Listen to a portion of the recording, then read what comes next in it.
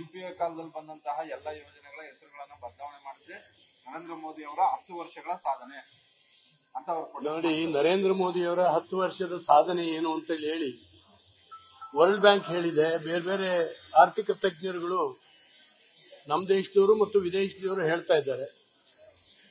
25 ಕೋಟಿ ಜನ ಬಡತನ ರೇಖೆಯಿಂದ ಮೇಲೆ ಬಂದಿದ್ದಾರೆ ಅಂತ ಹೇಳಿ ವರ್ಲ್ಡ್ ಬ್ಯಾಂಕಿನ ಸಮೀಕ್ಷೆ ಹೇಳ್ತಾ ಇದೆ. ಹಾಗಾಗಿ ಕಾಂಗ್ರೆಸ್ನವರಿಗೆ ಬೇರೆ ಏನೂ ಸಿಕ್ಕೋದಿಲ್ಲ. ಇಂಥದ್ದು ಒಂದೊಂದು ಸಿಕ್ಕಿದ ಕೂಡಲೇ ಅದನ್ನೇ ಡಂಗೂರ ಸಾರಿಸುವಂತ ವ್ಯವಸ್ಥೆಯನ್ನ ಮಾಡ್ತಾರೆ.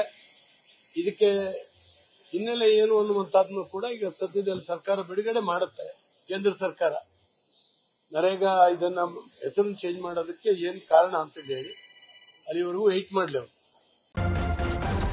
ನ್ಯೂಸ್ ಫಸ್ಟ್ ನಿರ್ಭೀತಿಯಿಂದ ನಿಮ್ಮ ಪರವಾಗಿ.